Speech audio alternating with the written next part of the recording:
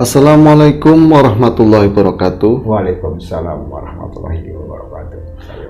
Bismillahirrahmanirrahim. Jumpa lagi dengan kami berdua di HS Ayung Horror Story.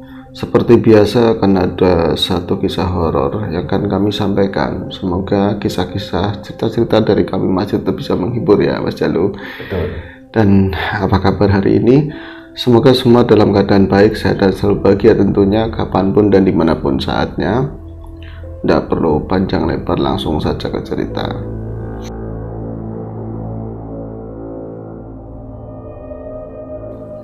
Ini ada satu kisah horor dari Mbak Anita di Pati. Kejadiannya di tahun 2018 lalu, bro. Jadi ini adalah pengalaman yang tidak pernah terlupakan tentu ya, dan meskipun waktu itu sangat menyeramkan, sangat menakutkan, sangat terancam begitu, namun setiap kejadian kan tentu ada hikmah. Dan dari semua runutan kehidupan yang pernah dijalani oleh Mbak Anita, mungkin ini hikmah terbesar yang pernah dia dapat hingga saat ini. Jadi dulu siapa yang nggak bermimpi gitu ya, lagi kecil Mbak Anita ya pengen jadi orang gedean, pengen jadi sesuatu, pengen ya punya cita-cita, pengen mewujudkan cita-cita tersebut. Ya belajar giat, ya jadi anak baik, tekun, ikut perlombaan ini itu, sampai terbilang Mbak Anita itu jadi anak yang ya banyak prestasi akademis maupun yang lainnya. Kemudian sekolah sampai kuliah, dan tidak pernah disangka sama sekali ketika kuliah baru saja selesai sarjana itu ternyata dijodohkan sama orang tua. Ini tidak pernah disangka sama sekali, bro. Ngertinya orang tuanya Mbak Anita itu sudah pemikirannya udah kekinian ya kan, nggak ada perjodohan lah kayak orang dulu saja menurut Mbak Anita seperti itu. Dan bahkan beberapa kali ketika dari kecil hingga dia dewasa itu ada tetangga yang dijodohkan, anak perempuan yang dijodohkan. Terkadang orang tua juga ikut ngomong, kok hari gini dijodohin, masa saya dijodohin sama orang tua? Nggak banget gitu loh, nggak banget, tapi ini serius. Dan ketika waktu itu Mbak Anita itu diomong sama kedua orang tuanya, yang dipikir itu bercanda, namun ini sangat serius dan nggak bisa untuk ditolerir, harus mau begitu loh, bro. Artinya Mbak Anita ini nggak boleh menolak sama sekali. Dan itu dari ya kayak di film-film India dulu, film-film jadul dulu, sama anaknya kawannya orang tua begitu kan ya. Mbak Anita sendiri dulu lagi kecil sudah ditinggal sama ibunya, jadi ibunya sudah nggak ada. Ini dia punya ibu tiri, dan ini yang ngebet banget menjodohkan itu ibu tiri. Apakah pertanyaannya ibu tirinya itu kejam seperti ibu tiri yang di lagu-lagu, bro? Sayangnya cuma sama ayahnya? Enggak, bro. Ibu tirinya juga baik sekali sama Mbak Anita, sayang ya, perhatian. Bahkan kadang yang nggak tergantikan sih memang seorang ibu kandung ya, tapi saya ingatnya Mbak Anita, perhatian yang lebih justru ke ibu tirinya sama Mbak Anita. Dan ternyata setelah waktu itu dia dijodohkan, ini kan sesuatu yang di luar perkiraannya Mbak Anita sama sekali, dan tidak boleh menolak, padahal dia cukup modern, cukup kekinian gitu loh ketimbang bapaknya. Kok bisa seperti itu? Ya memang belum tahu pasangannya siapa. Kata ibunya orangnya baik, ganteng, punya pekerjaan tetap, anaknya bibit, bebet, bobot, apa aja itu sudah baik semua lah ya. Tapi itu kan masih gampang, dan pengennya menolak, tapi gimana? Saya kenal dulu bu sama orang, nanti tak kenalin. Nah itu orang tuanya calon tadi ya yang mau dijodohin Mbak Anita sudah berapa kali itu datang ke rumah, dan mereka ya piyayi lah, benar-benar piyayi, orang terpandang dari cara ngomongnya, penampilannya, semuanya itu ya bapak Anita sama seperti itu. Bukan rakyat kecil, bukan rakyat kebajakan. Itu sangat nggak nyaman buat Mbak Anita, dan kadang dia juga karena ini seolah saya nggak bisa menolak, pengen ngerti juga ini calonnya seperti apa, tapi ini karena sangat mengganggu, dan dia juga punya sohib juga, kawan-kawan dulu saat kuliah, saat SMA diceritakan sama kawan-kawannya banyak dicengin bro, hari gini jodoh-jodohan. Iya, dan dia saking galonya itu akhirnya keluar rumah, terus ya ndak bilang lah sama orang tua, pengen lepasin lah bro, dan itu ada di taman kota. Saya nggak tahu di daerah Pati sana taman kotanya sebelah mana. Terus nggak sengaja lagi galo-galonya itu dia ngeliat bro, ya ketemu sih nggak ngeliat, itu bukan kawan tapi tetangga dia di masa kecil dulu. Nah itu namanya Salim, laki-laki. Jadi lagi kecil, ini kembali ke masa silam ya, Anita itu yang bocahnya manis itu sering banyak digodain sama bukan kawan-kawan SD ya, dan sebagainya juga. Enggak cuma itu, tapi anak-anak yang lebih dewasa juga banyak yang godain bro. Dan saat itu Anita kelas 5, kelas 6 SD, Salim itu sudah SMA bro. Salim itu udah SMA. Kalau dia kan kadang-kadang tongkrong di depan rumahnya Anita itu kan latarnya cukup luas. Di situ ada kebun mangga. Biasanya kalau ada kebun mangga, ini di bawahnya tanahnya itu bersih. Biasanya begitu. Ya suka disapuin ya. Iya, ya disapuin juga maksudnya, tapi nggak ada rumputan yang liar, itu biasanya nggak begitu karakternya. Terus orang dulu yang namanya sama pekarangan kan open. Kalau sekarang kebun-kebun banyak terbengkelai seperti yang di samping rumah itu bro. Nah, kalau misal itu Salim sering duduk-duduk di sana sama kawan-kawannya, ngobrol-ngobrol, kadang-kadang main gitar. Nanti kalau Mbak Anita lagi kecil-kecil itu main dodol-dodolan, manten-mantenan, apa ya, mainan lala dulu. Itu sering kalau dia itu digodain sama teman-temannya Salim. Nah Salim itu yang paling diem, tapi namanya bocah kecil pun ada yang namanya cinta monyet. Nah Mbak Anita cinta monyetnya itu sebenarnya ke Salim bro. Curi-curi pandang sama si Salim. Dan itu kan bocahnya bagus, bersih, bagus. Terus apa ya, di sekolahan juga sekolahnya ya terbaik di sana. Anaknya juga bakti sama orang tua, dan orang tuanya Salim itu dulu itu kerja sama orang tuanya Mbak Anita di sawah bro. Nah, kalau misalnya yang lain godain Anita kecil, dia selalu marah. Tapi kalau misalnya dilihat sama Salim, dia tuh seneng. Tapi kenapa Salim gak godain saya, kayak gitu loh. Saat lagi dia dewasa, terus mikirin masalah perjodohan, dia ketemu sama si Salim, udah lama sekali. Ingat masa itu. Dan pernah sekali yang membekas, Salim yang disangka dari kecil gak mau godain Anita, karena mungkin saya anak kecil gitu. Tapi kan saya cantik, yang lain tuh pada godain saya. Jadi kamu jadi pacar aku ya, kamu cakep jadi pacar aku. Pada ngomong seperti itu yang gede-gede. Dulu. Salim itu memang bro, pada akhirnya ngomong seperti itu. Jadi ketika yang lain sudah ngomong semua dan Salim enggak, dipikir Anita itu enggak pernah ngomong, dan cinta monyetnya sebelah tangan, bertepuk sebelah tangan. Sekali waktu pernah ngomong Salim, kamu besok jadi istri saya, bukannya cewek saya, istri saya, ngomongnya seperti itu bro. Waktu kecil tuh, tapi waktu kecil, waktu Anita kecil.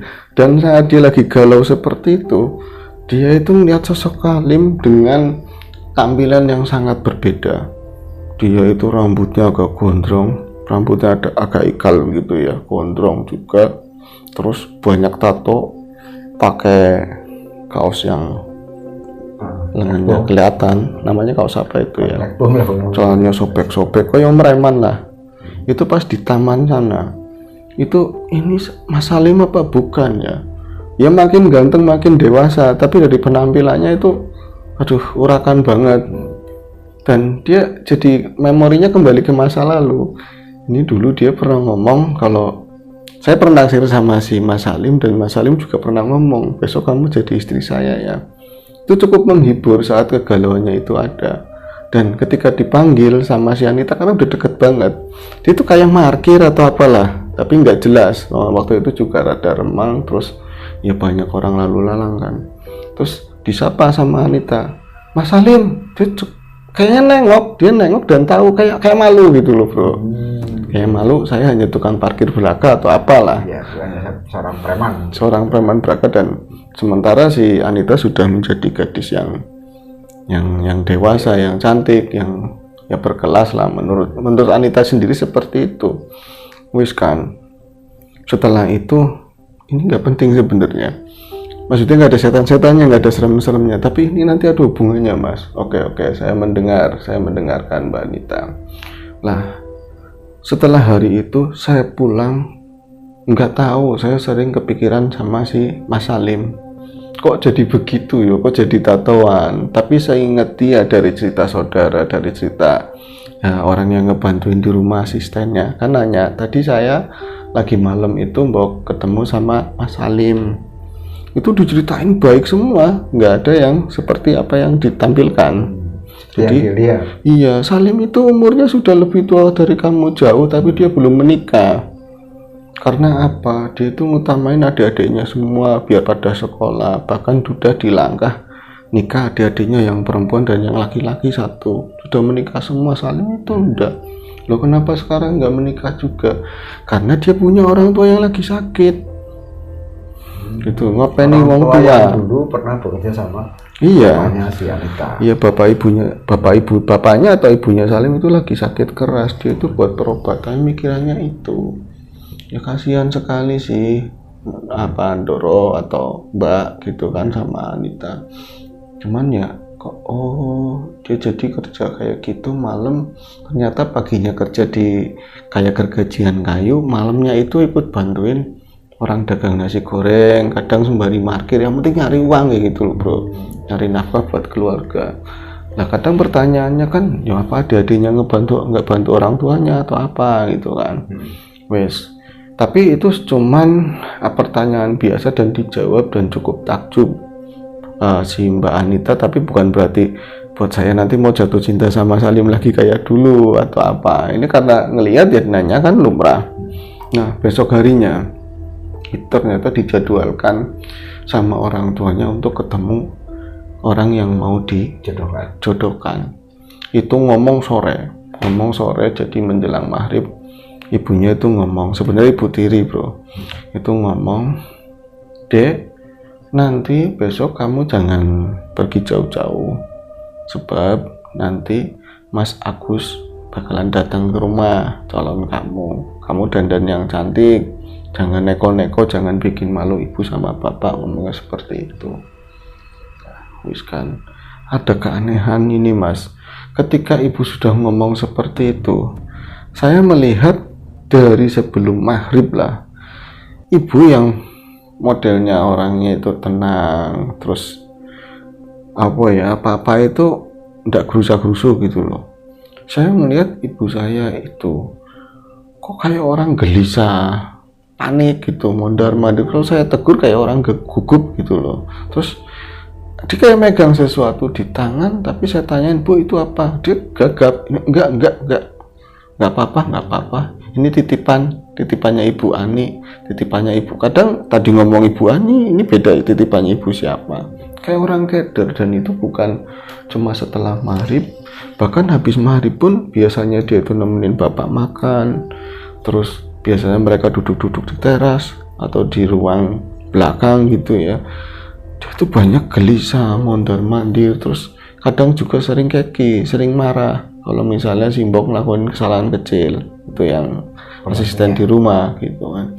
Ini aneh sekali. Dan hal yang seperti itu buat Anita ini kan janggal, tapi mungkin ibu lagi ada banyak tekanan, ada masalah, dan ketika dia nggak cerita, saya juga bisa apa? Takutnya malah nanti jadi salah paham. Namun malam itu Anita yang nggak biasa tidurnya sampai larut. Malam itu tuh rasanya rumah itu mas mendadak itu panas sekitar jam 9 malam lebih. Hawanya itu nggak seperti biasa. Rumah kami itu bisa dibilang ya bukan membanggakan rumah kami ya, yang jelas itu rumah adem sekali. Karena apalagi di ruang rumah itu ada teras samping, teras depan, kiri kanan, itu pelatarannya luas. terus ya ada kembang-kembang taman, banyak pohonan-pohonan gede. Siang itu kalau di luar terik sekali, masuk ke dalam aja udah adem banget. Tapi malam hari saya ngerasakan itu benar-benar panas banget, sampai ya untung-untung nggak ada siapa-siapa, ada cuman bapak, ibu, sama simbok. Saya itu pakai pakaian yang minim-minim itu, saking gerahnya malam itu. Tapi ketika saya ngadu sama ibu pas ketemu, "Bu, kenapa ya Bu, hawanya itu kayak gini banget, gerah banget?" Kata ibu, "Enggak." Kata simbok juga enggak. "Oh, atis ngene kok, Mbak. Atis adem ngene kok gerah dari mana?" Yang ngerasain panas cuman saya, Mas. Saya ngerasain panas sekali lah. Bapak juga ngomong, "Kok pakaiannya kayak gitu, kamu bukan bocah kecil lagi. Masuk sono ganti." Disuruh ganti, sudah ganti, saya lepas lagi pakai seperti ya yang kayak tadi lagi, karena saking panasnya. Dan ini panasnya panas ruangan yang bukan sumuk kayak mau hujan, bukan, tapi ada panas entah di dalam diri saya atau enggak, ini bener ruangan, tapi aneh begitu kan. Dan saya apakah cuma di kamar saya? Enggak, keluar juga seperti itu. Nanti kalau sudah keluar dari rumah, buka pintu, saya coba di teras sebentar karena pakaian saya itu cuman ya sedikit lah ya, minim, nggak boleh sampai kelihatan sama tetangga. Itu mendingan rada adem. Nanti kalau masuk lagi baru ruang tamu itu udah panasnya udah luar biasa. Sampai akhirnya ada keanehan, saya kan udah bisa tidur, baca buku ya tetap nggak betah. Saya minum sudah bolak-balik, saking buat ngademin diri.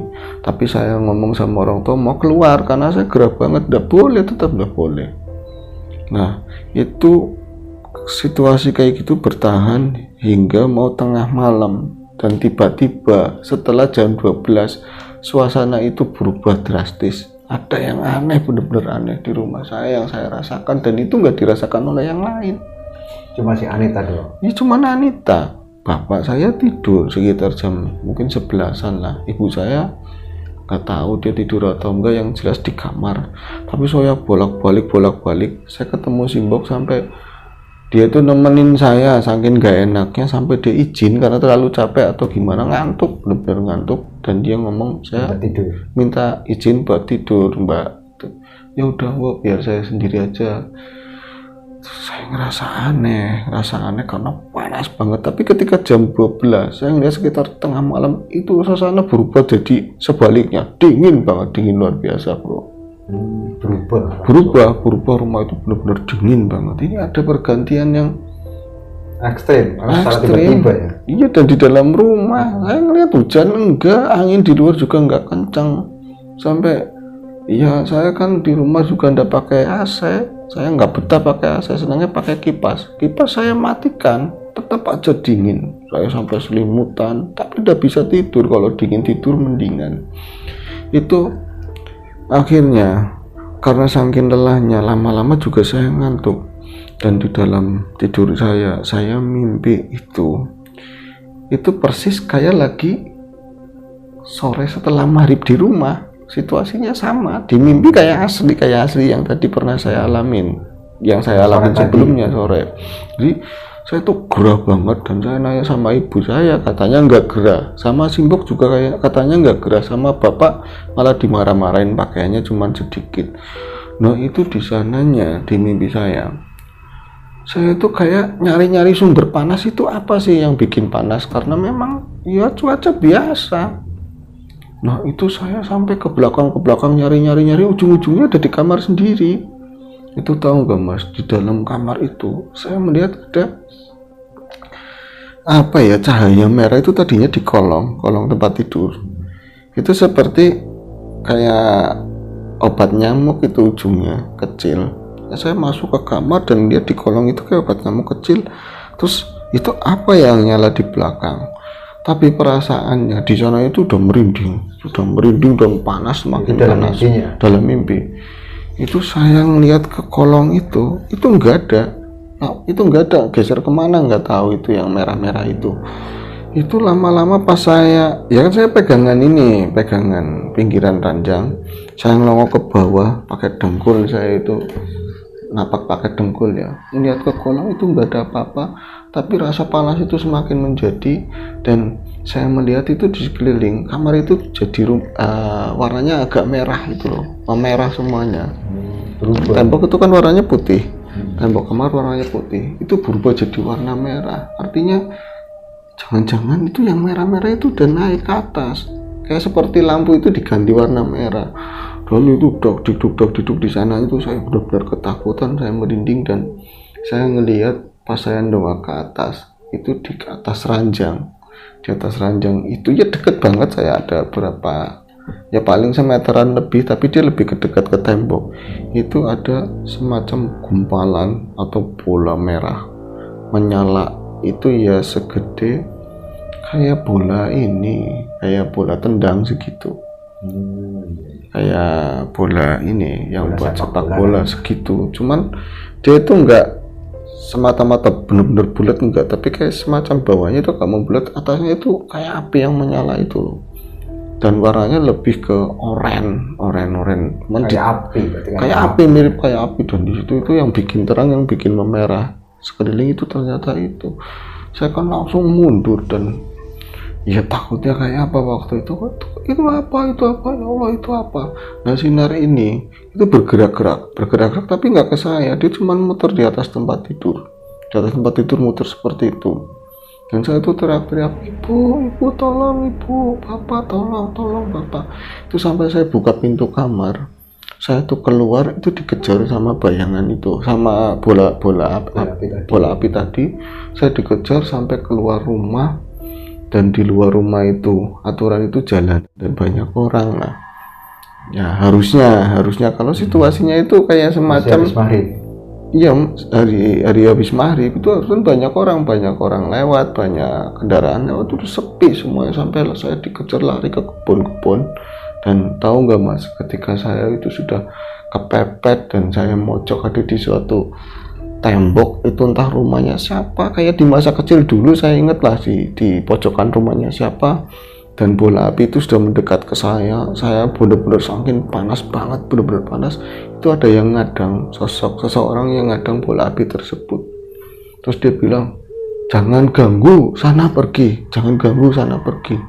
Itu saya udah telungkup, saya udah merem begini karena hampir banget si cahaya itu atau api itu hampir nyamber ke saya.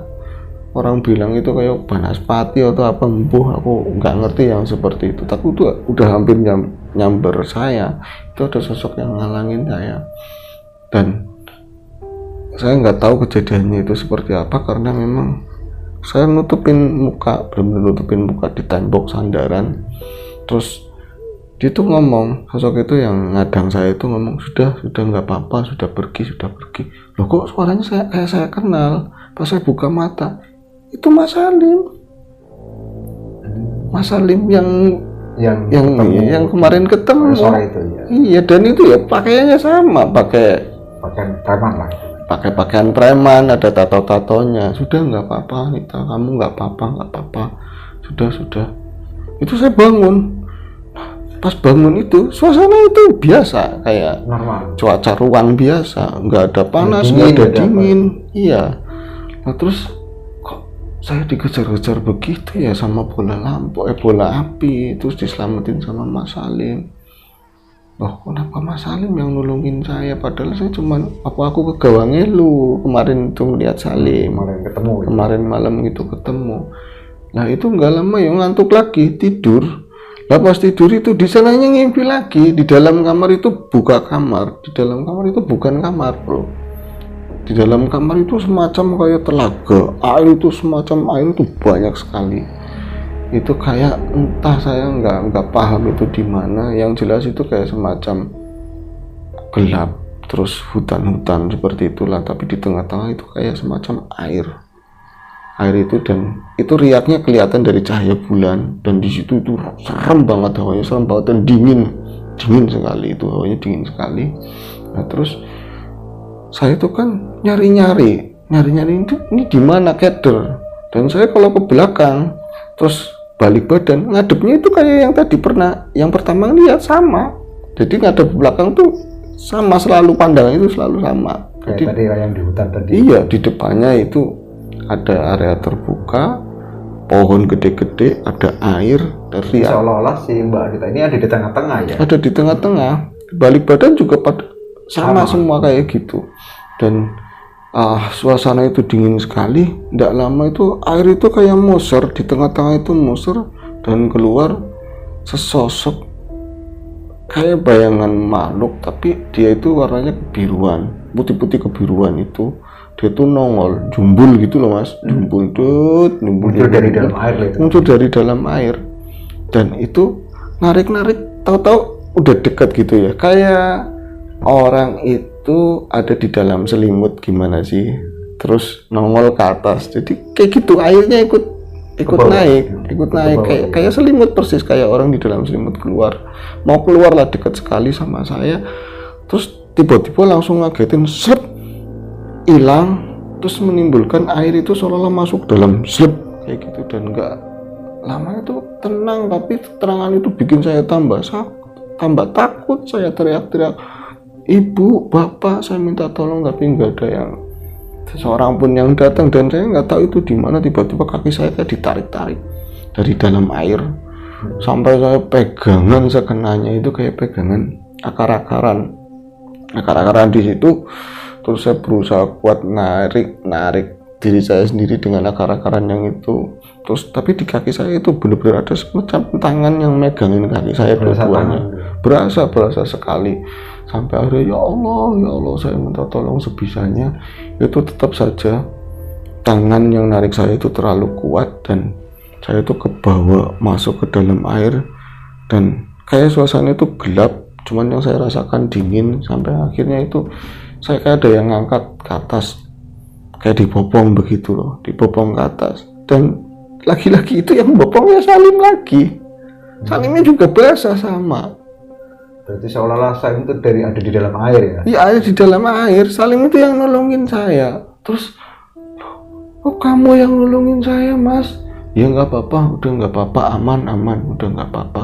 Itu saya bangun dan lagi-lagi nggak merasakan dingin, nggak merasakan panas yang sebelumnya itu begitu, bro. Ya, berarti setelah bangun tidur justru nggak ada keanehan itu? Nggak ada keanehan. Dan mimpi itu dari jeda pertama dan kedua kalau diakumulasi itu paling ya sebentar. Berapa menit itu? Iya, tapi saya bangun kok sudah ada orang ini tarhiman mau subuh itu loh. Iya, menjelang subuh lah. Iya, jadi badan saya itu sakit, badan saya lemas, bener-bener saya tuh baru pertama mimpi yang seperti ini. Terus ada hubungan apa sama Mas Salim? Kadang ya mungkin saya sering nonton horor atau apa ya, banyak spekulasi apa jangan-jangan justru Salim yang ingin berbuat jahat sama saya, bikin skenario yang kayak kemarin, atau saya cuman kebawa alam pikir, halusinasi itu kan. Wes jalani pagi itu saya dengan semua lesu banget, bener-bener lesu dan enggak enak badan. Biasanya pagi-pagi saya mandi, saya enggak langsung mandi, paling bikin teh. Biasanya saya itu harus ngerapin kamar sendiri, nyapu itu enggak bantuin Simbo, udah karena udah biasa seperti itu, anak perempuan kan. Saya itu bener-bener mager, bener-bener malas. Dan perangai ibu saya untuk pertama kali, ibu tiri saya itu enggak pernah seperti itu. Pagi itu bener-bener kayak sosok yang berbeda. Dia itu marah marah terus dan banyak ngomongin kasar ke saya, termasuk gara-gara saya itu belum mandi, saya kumel, malu-maluin anak perempuan kayak gitu, yang ngajarin siapa macam-macam lah. Itu malu, nanti Agus mau datang ke sini, mandi nggak kamu, gentak-gentak, dan itu di depan bapak saya. Dan bapak saya itu kayak nggak ada power sama sekali, itu aneh, nggak ada power sama sekali. Dia itu kayak keboti cucuk sumure ngono loh. Bisa nggak ada pembelaan ke putrinya sendiri. Sampai saya, Pak, dia itu cuman buang muka gitu loh, seakan-akan dia juga kayak saya bukan anaknya, dikacangin, bener-bener dikacangin. Saya sampai kecewa sekali sama bapak dan ibu saya, kok bisa kasar seperti itu. Akhirnya dengan terpaksa, saya nggak pengen ribut-ribut, saya mandi. Itu jam 9:30 siang, sudah menjelang siang. Dan tidak lama memang katanya sebentar lagi Mas Agus bakalan datang sama keluarganya mungkin. Nggak tahu, waktu itu saya nggak dikasih tahu itu mau datang sama keluarga atau enggak. Yang pasti saya disuruh dandan cantik sama ibu-ibu, itu pun ditungguin pakai ini salah, rambutnya jangan begitu, ini kayak bukan ibu saya yang baik sekali. Hari-hari sampai saya dewasa itu dia gantiin ibu saya, itu sudah saya anggap ibu kandung sendiri, nggak ada tiri nggak ada kandung. Tapi hari itu saya ngerasakan kayak ini ibu tiri yang jahat. Iya, saya ngerasain itu kayak berubah perangainya. Perangainya itu berubah. Kamu mau boleh bu, saya dijodohin, dan saya walaupun tidak ada hak untuk nolak, tapi nggak harus diginikan, saya nggak harus diginiin. Kok kasar, kok seperti ini sikapnya. Akhirnya yang ditunggu-tunggu oleh ibu saya nggak nunggu sama sekali. Yang ditunggu-tunggu ibu saya itu datang, itu yang namanya Mas Agus. Mas Agus itu buka pintu kayak wong Nak Agus, monggo ayo masuk nak. Aduh ganteng sekali, mungkin seperti itu bro, karena nggak diceritakan itunya. Yang jelas saya mendengar pintu ruang tamu dibuka, terus ada cipika-cipiki ngobrol apalah ya di bapak sama ibu saya. Nah itu kok nggak dipanggil saya, Anita atau apa sama ibu, nggak dipanggil. Itu aman apa ya, apa saya harus keluar dari rumah? Tapi ya kepo juga, penasaran, karena saya nggak bakalan bisa menolak, berarti ini calon suami saya. Harus saya tahu dong, kalau saya kabur juga ini nanti gimana.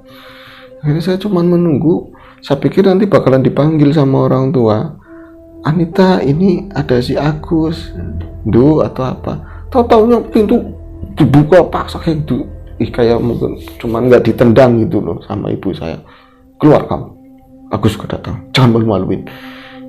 Yakin ini nggak nyaman banget, dan masa ibu bisa begitu sih, kayak orang kesetanan mas, bener-bener kayak orang kesetanan. Dan rasa yang saya rasakan malam itu kembali saya rasakan, tapi bukan panasnya, bukan dinginnya, tapi saya merasa merinding, saya merasa takut. Tapi bukan takut sama ibu saya, nggak tahu, saya merasakan takut kayak terancam. Gimana sih, ini aneh banget, bener rasanya itu aneh banget. Dan ketika ada simbok saya pengen ngomong, mbok kok saya begini, simbok pun kayak seolah-olah nggak peduli apa takut sama ibu gitu loh, kayak udah di setel atau gimana. Saya akhirnya melangkah keluar, dan itu sudah dibikinin minum, jadi ada teh, pegang, digituin sama ibunya, jangan malu-maluin, jangan macem-macem, kamu diancam macem-macem lah sama ibu saya. Dan saya keluar itu dengan, bukannya saya tadi itu penasaran sama Agus, terus ya gimana saya adanya, kenapa saya takut begini dan saya merinding. Setiap langkah ke depan saya merasakan rasa takut, rasa gamang, semuanya itu tumplek, makin gede, benar-benar makin gede. Dan akhirnya saya ketemu Agus dengan membawa tadi mas, membawa teh buat Mas Agus. Itu gemeter, saya gemeter. Ya sosoknya seperti apa? Ya ganteng orangnya, dan biasa aja, ganteng ya, sopan ya, baik. Kalau dari mukanya itu ya ganteng bener, kata ibu saya. Penampilannya juga baik. Saya ngeliat keluar juga dia pakai ya stang bundar, idaman ibu saya mungkin. Nah saya dipaksa duduk di situ. Saya mau berdiri ditahan sama ibu saya. Dan dia itu ya kayak orang pemalu. Si Agus itu kayak orang pemalu yang lain. Dan saya salah sangka, ternyata dia orangnya baik. Tapi kenapa saya takut begini? Hawanya itu takut, bukannya saya itu benci sama Agus, saya benci sama ibu, saya marah, itu enggak.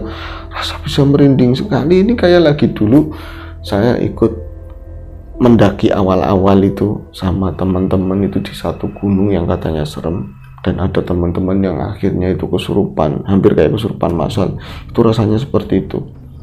Padahal ya dibilang paling jam 11-an siang di rumah sendiri, kok saya merasakan seperti itu. Nah, karena ya sikapnya baik, dan dia itu Mas Agus itu juga nggak banyak ngomong, yang banyak ngomong malah ibu saya.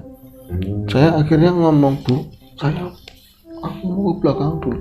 Mau ngapain? Saya mau pipis, sampai pipisnya itu kencang. Saya ngomong saya mau pipis, kesini lagi, jangan sampai enggak kayak gitu. Dan saya itu buru-buru itu permisi, saya masuk ke ruang tengah, saya ke belakang, dan memang saya mau pipis beneran mas.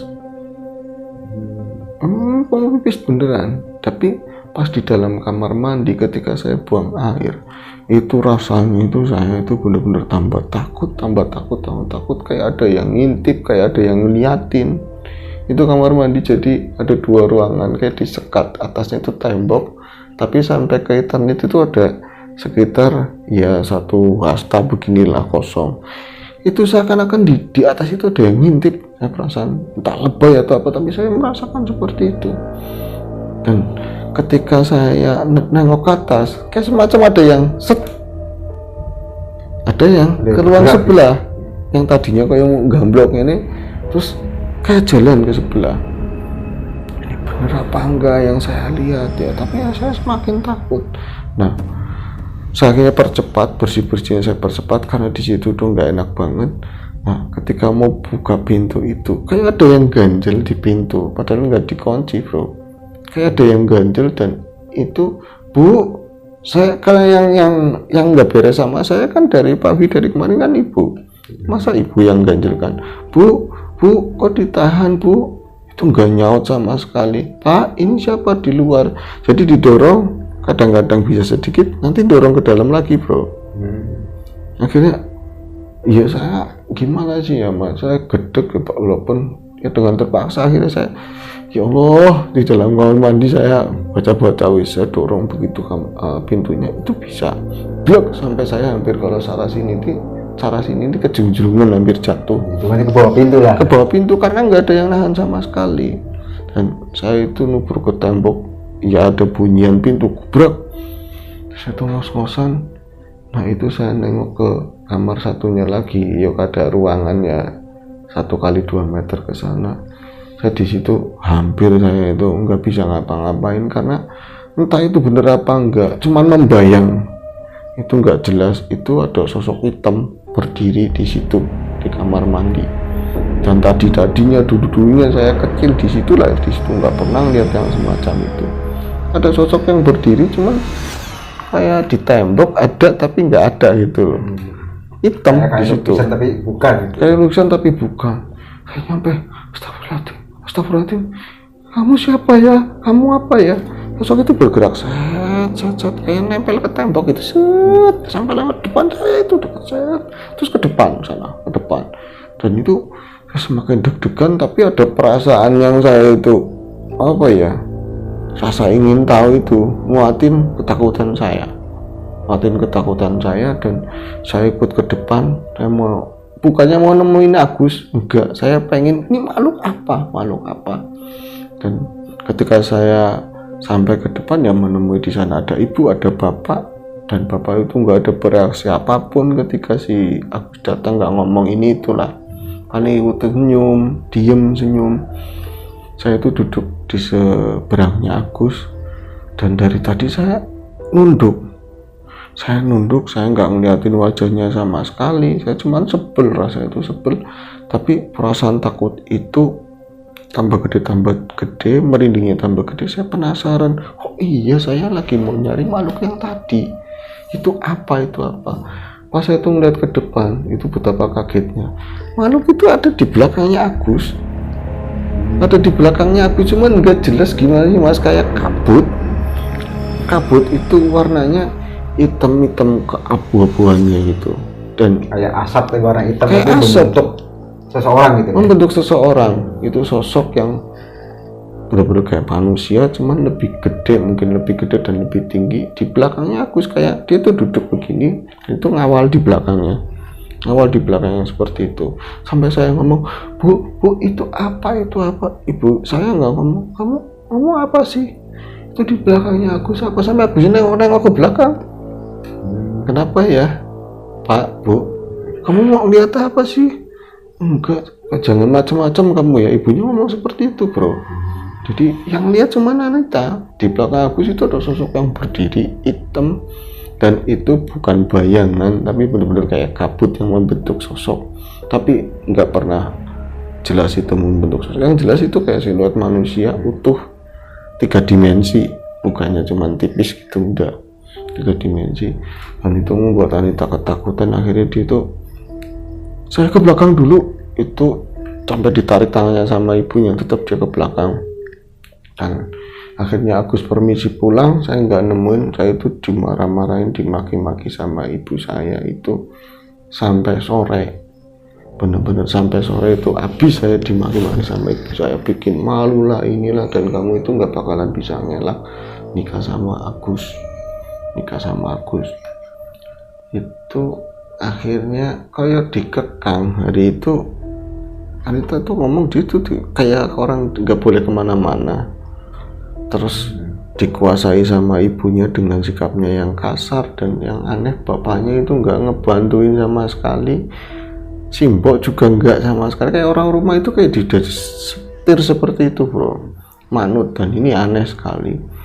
Dan yang lebih aneh lagi mas, ketika saya mau sholat maghrib aja, itu kaki untuk melangkah itu berat sekali, buat melangkah. Saya kayak ada gini, saya keinginan buat maghriban itu hari-hari udah biasa, tapi pikiran saya, hati saya mau jalan, kayak raga itu nggak mau aja. Tapi kalau misalnya ngambil air di pojok kamar bisa, saya ngambil buku bisa, tapi kalau mau saya niat mau sholat itu susah banget, benar-benar susah banget. Sampai akhirnya itu saya dengar azan isya, saya nggak sholat maghrib karena nggak bisa. Dan saya ngomong, bu, mbok, itu nggak ada yang datang, pak, nggak ada datang sama sekali, yang ada cuma rasa takut. Sampai saya dengar suara azan isya dan ibu saya itu datang setelah isya lebih lah, entah jam 8 atau jam berapa.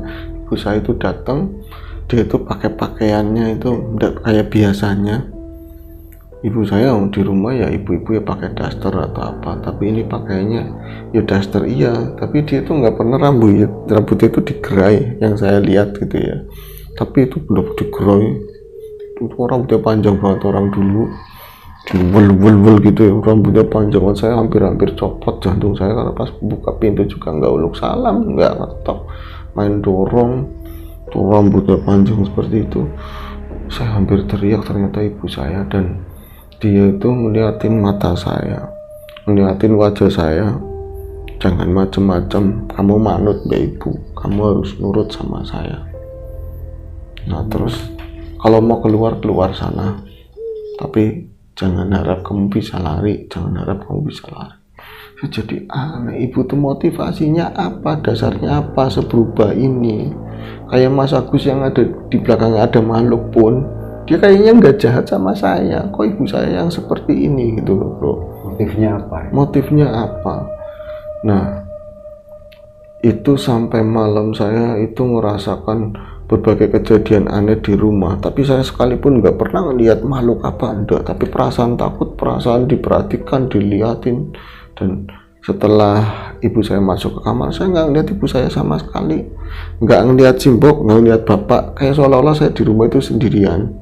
Dan mulai mungkin saya kayak orang halu, kayak orang aneh ini di rumah sendiri, kayak asing gitu loh bro, karena nggak ketemu siapa-siapa, mau keluar juga gimana kan. Akhirnya malam itu saya itu saking lelahnya, saya kembali tidur, dan peristiwanya itu ya dikejar-kejar. Kayak dulu itu lagi kecil ada jaranan, terus ada yang pakai borong-borongnya itu dikejar-kejar, orangnya banyak, yang mau kena saya. Nanti saya bangun, saya mimpi lagi kayak diudak-udak wong edan. Iya saya yang diudak-udak, yang lain enggak. Itu sampai pagi, bener-bener saya itu kelelahan, nggak bisa tidur. Dan ketika saya mendengar subuh, suara azan subuh, saya mau sholat subuh, ya kayak gitu lagi, kakinya nggak mau diajak kerja sama. Itu aneh. Saya cuma bisa nangis, saya minta tolong, ya Allah tolongin saya, apa salah saya. Jika memang saya harus menikah dengan cara seperti ini, saya pun ikhlas, tapi harus begini itu kenapa kayak gitu loh. Nah itu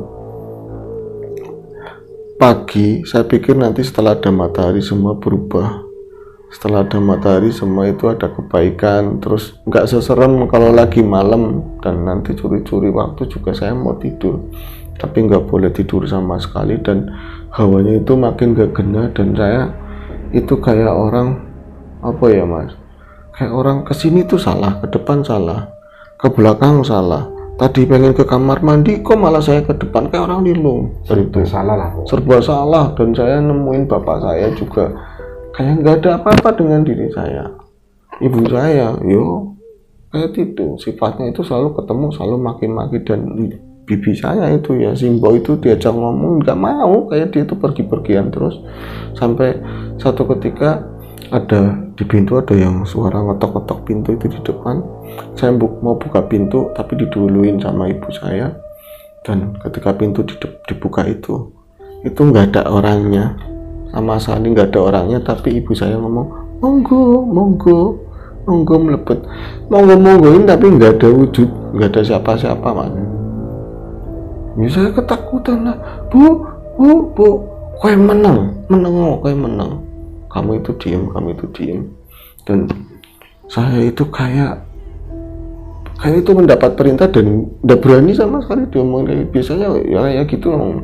Kalau misalnya dosennya nggak benar aja saya lawan, ini nggak berani sama sekali, benar-benar saya kantep. Dan setelah itu saya tuh masuk itu mendengar ibu saya di ruang tamu ngobrol dengan bahasa Jawa. Itu sepertinya ada seseorang yang ngobrol sama beliau itu, dan itu bukan cuma satu orang, rame di depan. Tapi orangnya nggak ada. Ya tadi kan nggak ada. Ketika dia masuk itu mendengar, masuk ke kamar itu mendengar di depan itu banyak suara, ada percakapan. Akhirnya saya keluar lagi, saya kepo, itu saya penasaran. Tapi betapa kagetnya setelah saya keluar itu, yang diajak ngobrol ibu saya itu sosok kabut-kabut yang saya lihat di belakangnya Mas Agus. Sosok kabut-kabut seperti itulah. Itu saya ngelihat, ibu saya ngelihat ke arah saya kayak mergokin, dan makhluk-makhluk itu kayak jadi awu bus itu ngebias hilang. Dan saya itu nggak ingat apa-apa lagi. Saya ingatnya kayak orang lagi mimpi mas. Saya nggak ingat apa-apa lagi lah. Nah itu kejadian itu saya udah yang namanya pingsan atau apa, saya nggak ingat apa-apa lagi kan. Tapi di sana-sananya itu saya kayak diikat-ikat, saya itu kayak kayak disandra, kayak kurungan ya. Jadi ada kurungannya bro, tapi di dalam kurungan juga diikat. Yang jaga ya makhluk kabut-kabut itu semua. Tapi wirawiri kayak penjaga beneran lah seperti itu. Tapi alamnya di sekelilingnya kayak hutan-hutan yang ada telaganya, yang malam itu semuanya gelap. Tapi di sisi lain kehidupan saya aslinya di alam nyata itu, kata tetangga, kata saudara saya setelah kejadian itu berlalu, saya itu kesurupan hebat bro. Kesurupan hebat itu teriak-teriak nyampe ya. Jadi ada orang yang bilang itu saya itu sampai kesurupan mau telanjang badan, keluar sampai kepanasan. Kata saya itu kepanasan, nanti ganti kedinginan. Itu rame orang sampai dipanggilin ya Ustadz, dipanggilin orang yang pintar situ, nggak ada yang bisa nganuin sama sekali, nggak ada yang bisa nyembuhin. Sampai Agus calon saya itu ke situ katanya, sama orang tuanya juga, mereka itu datang ke situ, dan yang nyembuhin katanya itu Mas Salim. Yang nyembuhin katanya Mas Salim. Ya saya percaya apa nggak percaya? Saya tadinya nggak percaya, sebenarnya nggak percaya. Tapi yang di alam saya ketika saya pingsan itu, di sana itu saya memang dijaga di dalam kurungan itu kan. Terus saking takutnya saya di sana itu, saya itu hanya bisa istighfar, minta ampun sama Gusti Allah kalau saya itu banyak dosa, banyak salah, sampai ngerasain seperti ini. Itu kayak ada dengar suara teriakan kayak orang berantem, sampai makhluk-makhluk yang di depan saya itu, yang kabut-kabut itu berubah jadi kayak sosok manusia, tapi pakaiannya bukan kayak masa sekarang, bahkan itu glopot gitu loh. Nah itu di sebelah sana ada sinaran merah yang pernah saya lihat itu di atas kasur itu, merah itu berubah wujud jadi kayak orang tapi merah, dan itu menghadang seseorang yang berusaha masuk. Tapi itu siapa saya nggak tahu, sampai tak berantem atau apa, sinar itu hilang. Terus sosok itu mendekat, makin dekat, karena gelap itu pas udah deket itu sosok Mas Salim. Ternyata sosok Mas Salim, dan itu dihadang sama pasukan yang tadinya itu jaga saya paling berapa orang, itu banyak sekali nggak ada hitungan, dan itu sangat singkat diberesin sama Mas Salim. Dan pakaiannya Mas Salim saat dia datang itu beda nggak seperti di waktu melihat di jalanan. Waktu lihat di jalan itu enggak, dia tuh ganteng, pakai baju bersih semua. Dan di atasnya itu entah peci entah apa saya lupa, yang jelas itu putih semua, pakainya putih semua, dan itu bagus, ganteng banget. Terus dia tuh kayak ngelepasin ikatan saya, terus ayo ikut pulang. Terus saya tiba-tiba saya ngeliat orang banyak, di seputar rumah itu banyak, dan itu di depan ada Mas Salim yang pakai pakaian preman. Udah enggak apa-apa, kata Mas Salim, itu enggak apa-apa. Jadi ada ustadz yang biasa nyembuhin, ada orang banyak di situ, termasuk ada bapak saya itu megangin respect tumben. Mbak saya si asisten saya juga aduh mbak bangun mbak di minyak angin kayu putih macam-macam itu, yuk diperhatikan bro. Tapi saya nggak menemukan ibu saya di situ, Yang jelas saya menemukannya Mas Salim yang duduk di depan saya, di samping kayak dia itu yang, kok kamu di sini sih gitu, kaget juga, saya asli kaget. Terus bapak saya ngomong, tadi kamu kesurupan. Lah malu lah, mau telanjang mau apa, banyak orang, itu nggak ada yang bisa nyembuhin. Untung ini ada Mas Salim datang, tahu-taunya pinter, itu diobatin bro, dan katanya sedikit nggak dia papain, cuman kamu tahu saya apa enggak kayak gitu. Terus saya pingsan lagi, kamu tahu saya apa enggak dia papain katanya. Saya diceritain masih bingung, tapi yang bapak saya itu matur nuwun banget sama Mas Salim. Malah saya dipaksa ngomong, Anita kamu matur suwun sama Mas Salim itu loh yang sudah nulungin. Ya saya bingung dan saya masih nggak percaya, tapi saya nyari ibu saya itu mana, dan ketika orang berangsur bubar, berarti itu kejadiannya jam berapa itu ya, misalnya itu diladeni sama simbok. Terus ada tetangga juga di kamar, saya badannya mulai enakan juga, tapi kok ada sekali itu saya dengar suara Mas Salim di ruang tamu sama bapak saya. Terus ada satu warga juga, kok Mas Salim jadi tak dengerin itu, dia kok ngomongnya banyak, kayak dia yang ngasih petunjuk ke bapaknya nanti begini. Saya kan keluar terus dia penasaran. Nah, dia masih sosok yang sama, bener-bener sosok yang sama, yang orangnya malu-malu atau apa kan. Terus saya itu tak setel, padahal saya udah waras, tapi tak setel seolah-olah saya masih linglung atau apa. Saya pengen mendengarkan, kamu itu kapasitasnya apa sih Lim? Kayak gitu loh. Selama ribuan tahun nggak ngeliat kamu, ya kan ketemu kemarin malam, kok tahu-tahu kamu katanya nyembuhin saya, dan di mimpi kamu itu bisa nyelamatin saya. Dia terus itu atas dasar apa gitu kan. Saya dengerin dia tuh ngomong sama bapak saya, ya yang sudah berlalu ya sudah Pak, mungkin sudah saatnya saat ini, saya juga nggak apa-apa, ini semuanya pertolongan dari Gusti Allah. Tapi yang nampak jangan prasangka, dan Bapak jangan membenci ibu.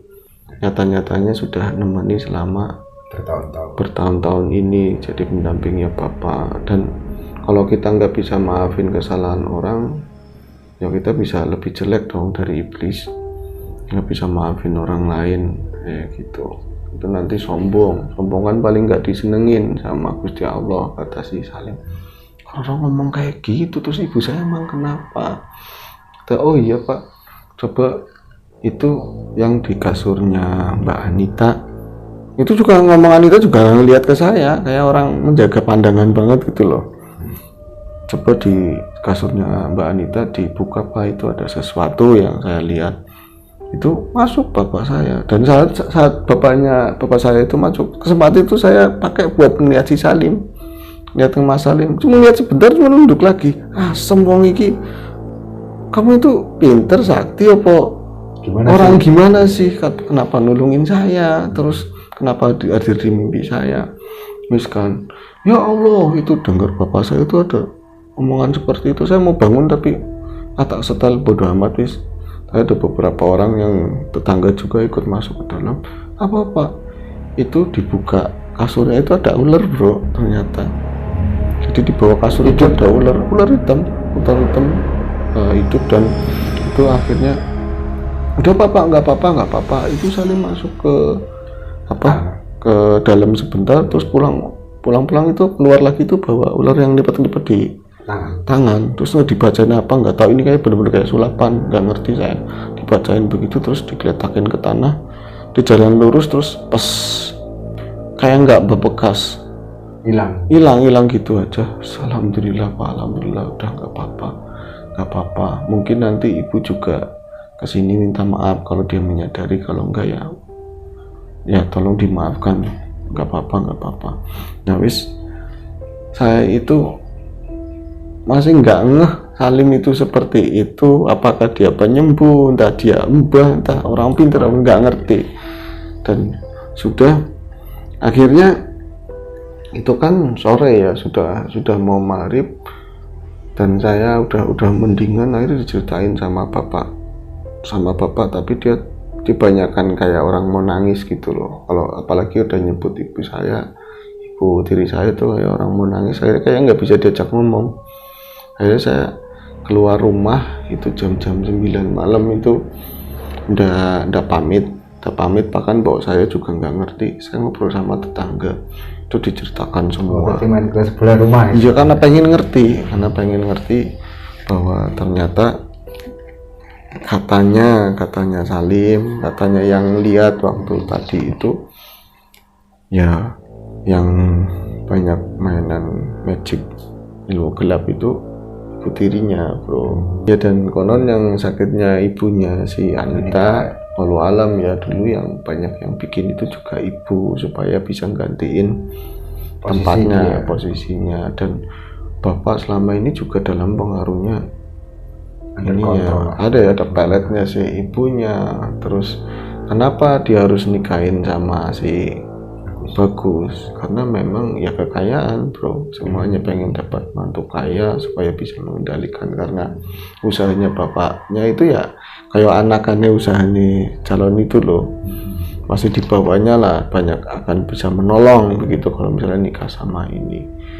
Nah itu perangannya berubah ya, karena dalam mimpi itu sudah bersentuhan sama Salim. Memang harus begitu bro, memang harus begitu. Dan ya semenjak saat itu saya nggak kepo, saya juga memang berterima kasih sama si Mas Salim, udah nolongin saya, nolongin bapak saya, karena saya ini akhirnya saya nggak sama Pak Mas Bagus, udah nggak sama Mas Bagus pertunangan itu atau pernikahan itu nggak jadi.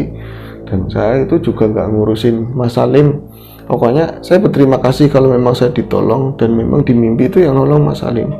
Tapi nggak tahu di kampung itu, saya kalau misalnya ke pasar dilalai ketemu Mas Salim, ya kan, jalan-jalan ke sawah ya ketemu Mas Salim. Ya akhirnya sedikit-sedikit ngobrol, terus emang orangnya baik.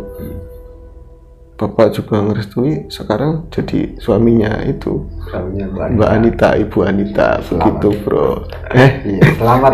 Iya, jadi selamat Mbak Anita ya. Saya bilang ini cerita bisa dibilang horor. Terus saya ini kan pakai nama samaran semuanya. Nama saya ini Anita juga nama samaran karena menjaga martabat orang tua juga kan ya. Dan untuk kabar ibunya, emang ibunya akhirnya minta maaf. Balik lagi berarti ke rumah. Tapi nggak balik lagi kayak orang malu, cuma minta dimaafkan gitu. Ya, karena malu mungkin ya. Karena malu. Kalau bapak sih tetap memaafkan, tapi dia nggak mau tinggal bareng di rumah itu, tapi masih tetap jadi istri bapak kayak gitu loh bro. Kalau sekarang sudah nggak ada, sudah meninggal.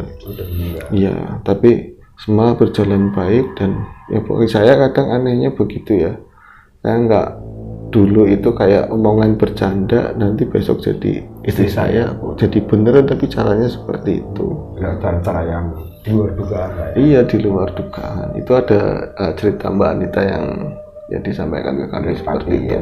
Ya semoga itu aja buat ceritanya. Semoga cerita ini bisa menghibur, Kami mohon maaf atas berbagai kekurangan dari penyampaian kami yang kurang pas atau apa ya. Kita jumpa lagi di AS berikutnya. Sehat selalu. Assalamualaikum warahmatullahi wabarakatuh. Waalaikumsalam warahmatullahi wabarakatuh.